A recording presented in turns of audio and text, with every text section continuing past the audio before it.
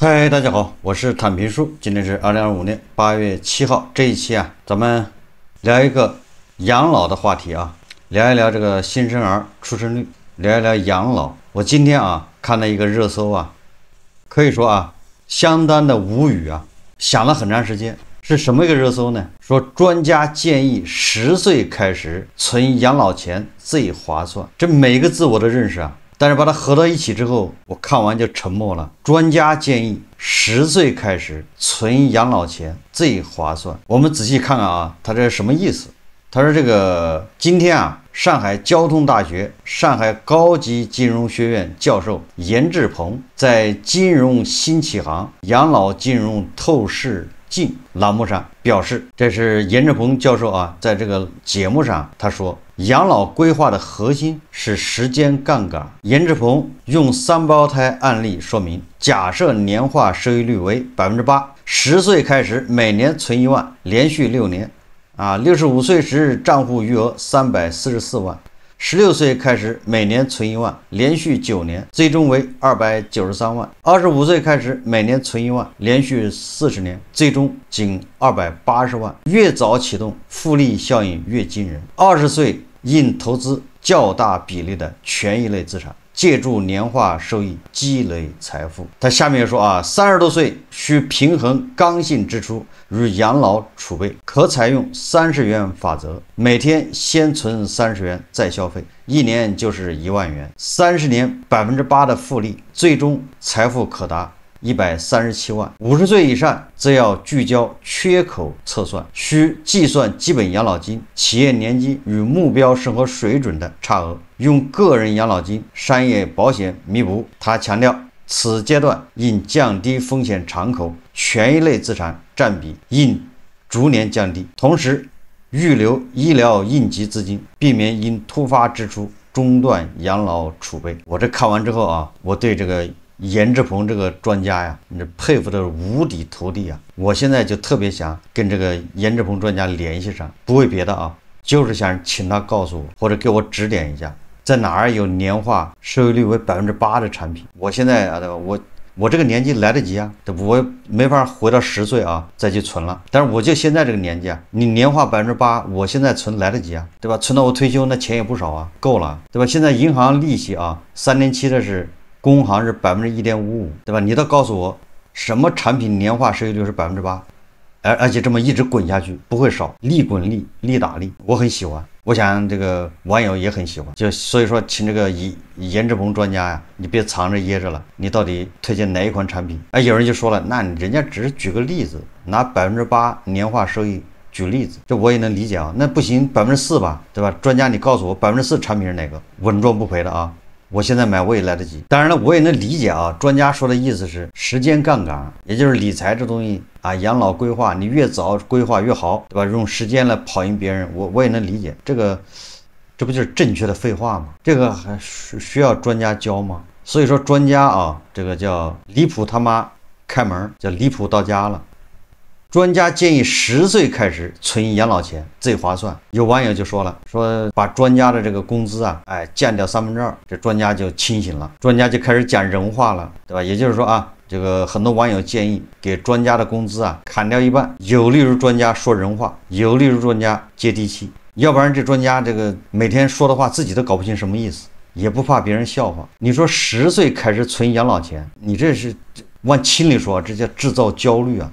10岁正是什么时候啊？正是要教育，要投入大量的钱，又是课外辅导班，对吧？又是这个各种兴趣班，各种教育，各种投入，还有游学，他们马上要中考，马上要高考，还要找工作，这些都不用考虑，先考虑养老。10岁就考虑养老，这不是专家妥妥的在制造焦虑吗？他们应该考虑什么？而且他们也考虑不了啊，主要是家长考虑啊。这家长嘛，连自己的养老都还没考虑明白。自己的养老怎么办都不知道，他就想着孩子养老。你说这专家，对吧？这个所以说啊，就咱们大头啊，花了太多的钱养了一些这种所谓的专家。我清楚的记得啊，这个俄乌战争啊，普里戈金造反，对吧？挥师北上，直扑莫斯科的时候，有一个清华大学的还是什么一个专家，名字我都忘了，正好那天凑巧我手机上刷到了，他居然在那个央视啊 CCTV4上面信誓旦旦的说，这是普里戈金和普京两个人唱双簧，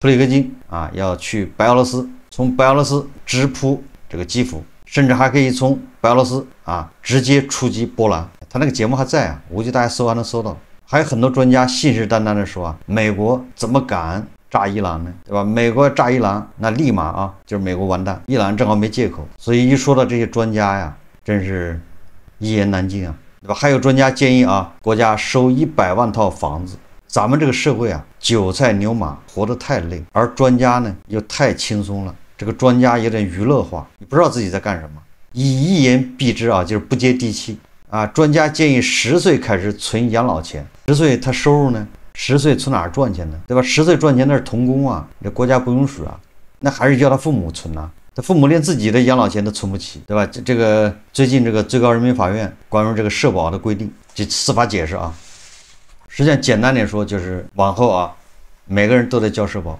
这个以前是睁一只眼闭一只眼，允许你们协商，往后是不行了，都得交。这是咱们节目啊，昨天的节目也说了，他这个就会导致个什么呢？交是应该的，必须的。但是啊，它会导致一个，要么这个成本由你这个打工的人承担，因为小企业这个小餐馆他承担不起啊，你让他承担这就是倒闭，那你就这打工的人，对吧？你本来4000一个月，现在2800，没办法，你让企业承担，企业也可以承担一部分，但是他就得算账，最后关门。你看这些人，对吧？这些服务员，这些餐厅的厨师，这等等，他社保都还没有呢，没着落。他们就得考虑给孩子10岁就开始养老了，存养老钱。你说这专家都是些什么专家？但是后来我一想啊，我觉得咱们还是大意了。咱们这么看专家，那还是属于自己的认知有问题，格局没有打开。因为专家毕竟都是人中龙凤啊，人家对吧，都是小镇做题家或者是怎么上来的，那也是过5关斩6将啊，对吧？也不是浪得虚名啊。那专家能出这么浅显的这种，对吧，让人笑话的建议吗？你要想一想啊，专家能够把每一件判断都能说反过来，就是专家能成为绝对的反向指标，这个是不容易的，这就是本事。也就是这个专家的意思就告诉你，对吧？你以他为反向指标，那就都对了，对吧？他说俄罗斯要赢，那就是俄罗斯要输，对吧？他说萨达姆要赢，那就是萨达姆要输。这专家能做到这一点不容易啊，就是他凡事都是反向的，就怕专家啊，有的时候又是对的，有的时候又是错的，琢磨不透，你这就麻烦了。所以我这么一想也不容易，对吧？这顿时啊，对专家这个油然这个叫敬意啊，油然而起。我想了一下，这个严志鹏教授啊，人家这个话根本就不是说给你听的，也不知道这个节目啊怎么就传到这个网上来了，对吧？这种节目明显是给那些有钱人听的嘛，就不是给牛马，也不是给韭菜听的。结果不知道谁好事的人啊，把这个传到网上，让不该看到的人看到了，造成误会，对吧？这也不是专家的本意。你想，这个严志鹏教授，人家这个说的没错嘛，道理都是对的，时间杠杆，对吧？你越早理财，越收益越多，利滚利，复利，没毛病啊。人家说的是给不写首付这样的人听的，对吧？你看不写首付，人家不就为孩子立几个信托吗？一个信托也不多，对吧？就是几个小目标，一个信托大概几十个小目标吧，不算多啊。然后那个信托是不动的，拿信托的收益来花。你看人家这个，就是严志鹏教授是说给这些人听的，对吧？你这么有钱，你早点准备啊，你早点搞这个信托嘛。孩子一出生就搞个信托，越早搞越好，没毛病啊。对吧？人家是说给不写首付这样的人听的，不是说给这些牛马、这些996、这些天天想着怎么还按揭贷款的，这些天天想着怎么这个啊社保少交一点，怎么精打细算的，还在想着这个社保交最低一档是不是好一点？是不是社保我要断了最好别交了？人家不是说给你听的啊，有点自作多情了。哎，我这么一想，我觉得合情合理。所以网上老有这些人啊，编辑啊，就唯恐天下不乱。对吧？尽让网友看那些不该看的东西，听那些不该听的东西，对吧？我建议啊，以后这些栏目啊、电视节目或者是各种啊节目开头啊，或者是在这个封面醒目的地方，应该打上，对吧？是你的受众群体是什么？比如说啊，年收入低于200万的不要看，对吧？你把这标上，哦，大家就明白了，就能对号入座。正好啊，最近国家不是出台政策了吗？2025年1月1号开始，对吧？每个新生儿一个月给300块，一年3600，给3年，正好10800。我感觉这专家是不是正好冲着这个钱来的？你这个钱别花了，对吧？小孩1岁开始刚生下来，一个月300嘛，你就存银行8%的复利，3年下来就能存10800啊，对吧？你这么滚下来的，那也不，这是一笔不小的数字啊。还有网友说啊，以前宣传，对吧？养老靠国家，后来改了，养老还得靠子女，后来又改了，对吧？养老还得靠自己，现在专家又给他改了，对吧？养老还得靠爹妈，就你的养老要靠爹妈，爹妈提前布局，爹妈提前给你存钱，这是要把啃老啊，要啃到极致啊。这个联合早报啊，他刊登一篇文章，叫家长称解决不了什么问题，育儿补贴催不出高生育率。他这么说的啊，他说中国官方上周推出大范围普惠式民生保障现金补贴，育儿补贴后，本周政策再发力，宣布从金秋起逐步推行免费学前教育。首先一个啊，它有没有效果我不清楚，但是它这个确实是个惠民政策，也就是老百姓能得点实惠啊，这个没毛病啊。就是老百姓会不会因为这个多生孩子，这个咱不好说。但是你生了孩子的，因为这个稍微得点好处，这是肯定的。在这文章说啊，唐先生32岁，2孩，今年刚出生就赶上了育儿补贴。他接受联合早报采访时形容，这笔钱补贴啊，跟白捡的钱一样，高低都是有帮助的。那对了，如果再加上这个严志鹏教授这个理财方式，那这个钱了不得，对吧？1岁开始发到3岁，1万多嘛，8%的利息，滚吧，滚到他63岁退休，这笔钱反正挺吓人的，利滚利，利打利。现在国家给每个人发了上百万呢，这让我想起了好像网上有个梗，对吧？说有个人不小心把别人一个鸡蛋打破了，那对方就跟他要他索赔1套房子。为什么这个鸡蛋它可以变成母鸡啊？母鸡又下蛋啊，下蛋又能变成母鸡啊，母鸡又能下蛋啊，如此反复循环，这不是一套房子的事。所以不要小看国家给你的这个3年3600啊，10800，你这么8%的复利滚下去，滚到小孩退休，养老没问题啊，全解决。这个联合早报说啊，不过谈到是否响应国家3孩政策时，家住北京的唐先生说，生3孩还是要看家庭综合收入情况，甚至是父母的健康状况，跟政策没关系。此言差矣啊。我想这个谭先生啊，主要还是没有看到这个严教授的这个理财方式。他要看了钱教授这个严教授理财方式，他应该改变看法。根据中国官方上星期一，就是7月28号发布的育儿补贴方案，今年1月1日后出生的每个孩童，每年补贴3600元，直至年满3周岁。按当前标准计算，1孩、2孩、3孩家庭最多可领取10800、21600。32400育儿补贴，那这样3个孩子就不得了了，对吧？32400啊，你这8%的收益，你这样滚60年，什么概念？中央财政为此设立专项资金，今年安排预算900亿，预计受益家庭达到2000多万，未来中央每年投入预计在1000亿元规模。星期二8月5号啊，政府印发文件，逐步推行免费学前教育。首先从今年秋季学期起，免除公办幼儿园学前1年在园儿童保育教育费。育有1孩的薛女士是2项政策的受益者。她受访时说啊，每年3600元，平均下来1天不到10元，解决不了什么问题。按照高质量培育的标准，3600元微乎其微，1个月都不够。这个说法非常肤浅啊！想一想这个严教授的算法。这3600不少啊。至于免除保育教育费，薛女士指出，1学期保教费3000元，但需要家长承担的伙食费和活动费远不止3000元，再加上需要自费的幼儿园、小学衔接班，暑假2个月花的可不止3000元。结婚好几年的00后小刘受访时也说啊，虽然有补贴比没有来得好，但他不会因此考虑生育，现在压力太大，养活自己的困难。如果突然有一个小孩，不管是经济还是精神都有压力。在全国育儿补贴政策出台前，中国多地已开启育儿补贴尝试。四川省攀枝花市2021年向2胎家庭发放每月500元育儿补贴金后，浙江、湖南、吉林、安徽等多个省份随后跟进，金额从数千元到数万元不等。这个专家什么意见呢？专家说啊，育儿补贴金额太低。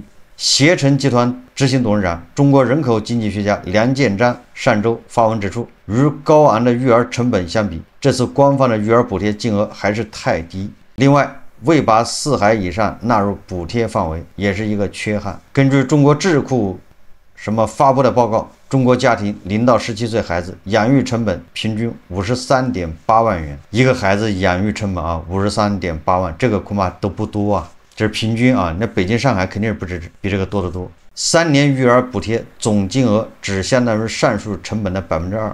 中国人口学会副会长、北京大学社会学系教授陆杰华接受联合早报采访时说啊，尽管3600元金额有限，但却是国家政策转变的积极信号。过去生育负担全部由家庭承担，但现在政府也参与其中，从家事变成国事。至于育儿补贴能对生育发挥多大作用，陆杰华认为目前很难说，重要的是未来要加强动态监测和评估，看政策对哪些人群有用，对哪些人群起不到效果，再针对性的做出调整。陆杰华也指出，提高生育率不能简单靠津贴，而是要依赖一系列的综合政策，如普惠性的托幼服务、延长产假、配偶产假等。另外，在职场女性占比大幅提升的背景下，解决职场性别歧视问题，让母亲不因为生孩子影响职业晋升，也是提高生育率的重要一环。对于目前生育主体90后、00后来说，就业也是影响生育最直接的因素。陆杰华说啊，这几年受国内外经济环境的影响，就业市场不太稳定，工作都不稳定，怎么能生育？专家说了啊，也就是这种1年3600啊，意义不大。育儿补贴催不出高生育率。这个我记得啊，去年什么时候啊，好像也有这个学者嘛，人大的一个学者姓王吧，叫什么名字我忘了啊，在这个就是哈萨克斯坦那个总统的办公厅的一个主任是吧，到人大去搞一个什么讲座，哎，这位专家呀虚心请教啊，他先提问，他问的问题是什么呢？大概是问了这么一个问题啊，说你们哈萨克斯坦小孩那么多，说哈萨克斯坦是怎么让那些女大学生心甘情愿的生孩子？好像是这个问题啊，这原话怎么说的咱也不知道了，忘了，也这么个事。说当时就把人吓傻了，当时这个做报告的这个哈萨克斯坦的那个办公厅那个主任也是个女的，把人家问得一愣一愣的。你怎么样能让女大学生老老实实的、服服帖帖的早生多生？这是虚心向哈萨克斯坦请教。据说哈萨克斯坦的这个新生儿出生率啊，那是3%几，就是夫妻俩会生3个孩子到4个孩子。那这个他的人口就是在增长的。我记得这个哈萨克斯坦的那个总统办公厅那个主任呢，他解释的是哈萨克斯坦一套完善的新生儿的福利，大概其就是意思是哈萨克斯坦这个石油不是国有吗？它有个石油基金，对吧？你每卖多少石油，就是里面要拿多少钱放到育儿那个基金里面，然后每一个哈萨克新出生的孩子都有一份，一直要养到多大。说因为有这样的一个福利制度，一个保障，所以这个哈萨克斯坦的这些年轻人，他们生孩子就没有后顾之忧，大概这意思啊。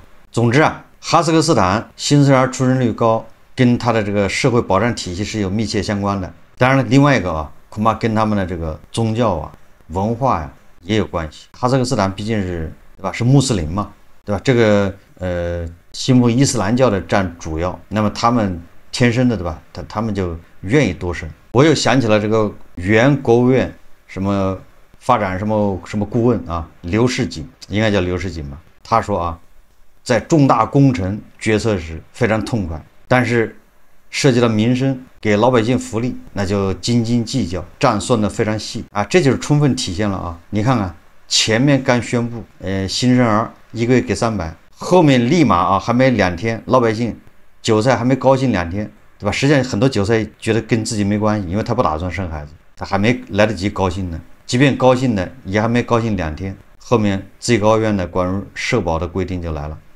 对吧？这边给你发一点点好处，那边对不起要多收。可是你看看大头还是没出啊，对吧？有很多这个网友，对吧？大家都知道社保这东西实际上更应该体现公平公正。社保这个实际上，对吧？就是咱们天天说的分配。以前由于历史原因，对吧？种种原因咱们也不能再说了，导致分配不公，这个也情有可原，对吧？它是历史原因导致的。那么到了退休这儿就应该尽量的实现公平我觉得这个没毛病尽量实现公平，你怎么公平呢？实际上把退休这个社保也当做一次分配。改革开放的时候这个农民承担的比较多，但是得到的少。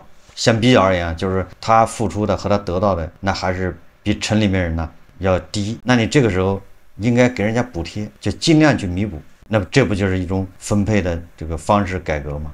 对吧？向农民倾斜，或者说向低收入群体略微倾斜，这是一个社会公平，对吧？这个社会正义的一个应有之义，这样社会才会稳定但是你看它恰恰相反，叫越渴越吃盐。你收入越低的，你付出越多，对吧？还要你交，还要你补。本来你这牛马韭菜活着就不易，一个月4000，对吧？实际上很多这个4、5线城市都是3000多一个月你7扣8扣的还有什么钱呢？维持一个生活而已。现在你再加大征收力度，对吧？会有更多人失业，养不活自己。你专家在建议说10岁小孩开始养老，这些人自己养老都解决不了，对吧？孩子眼前的教育，今年大学学费又涨，对吧？尤其是那些民办的，那学费就贵得吓人对吧？这些孩子这眼前的教育都是问题，现在也要考虑养老。这个今天在网上看到阿根廷总统米莱说他说强大的国家会唱衰自己，因为要自我反省；虚假繁荣的国家要唱衰别人，因为要借此麻痹人民。这个米莱还说凡是享受特权的都是人民的敌人。我也不知道这话是不是米莱说的但是这话听着就那么有道理呢，对吧？有很多人动不动说你唱衰这个唱衰那个。当然了，有很多都是那个有一些人晚上7点的节目看完之后他这个意犹未尽，所以上网或者是翻墙，对吧？到外面看看，想找点优越感，结果就受了刺激那看的那都是跟7点的说的不一样然后他就说你唱空，你唱衰，对吧？这些小可爱花着自己父母的这个退休金翻墙很危险，对吧？这墙外什么人都有，对吧？你就适合看那个7点的节目，每天接收那个信息就挺好的，对吧？做那个井底之蛙，完了这个井蛙共振，然后这个荷尔蒙分泌，然后这个对吧？情绪达到高潮，每天都这样，花的是父母的退休金没毛病结果你非无事生非，对吧？你非要花钱去翻墙，受刺激。哪些国家喜欢唱衰自己的？大家对号入座总之，反正这个美帝动不动就唱衰自己，对吧？说自己这个造军舰的能力没有了，说自己这个反正这能力不行，那能力不行都被某个国家超过了。那个美帝那个副总统万斯动不动就说这个某国可以在多少分钟之内就击败美国，他天天唱衰，为什么？有些国家就专门唱衰美帝，你看人美帝自己都那么说了，那肯定是实际上什么唱多唱衰这都不重要，重要的你是客观的，对吧？说出你的感受或者你观察到的，你分析的，这就行了。好坏只有别人评判有人就说了，那你为什么只说不好听的，那好的不说呢？庆产是遥遥领先，这我不说是怕你这个荷尔蒙爆表怕你亢奋对吧？你服药已经过量了，我再给你再多服一点，出了事谁负责对吧？你天天看薇薇老师那个庆产是遥遥领先。最后我们还是说回到原来的话题就是什么时候对专家也搞几轮上下岗，不要养这么多专家了，对吧？费大头的钱养了这么多专家，净给韭菜添堵。好，这期节目我们就聊到这里，感谢大家收看。如果喜欢我的节目，欢迎订阅转发，也可以在下方留言评论，谢谢大家。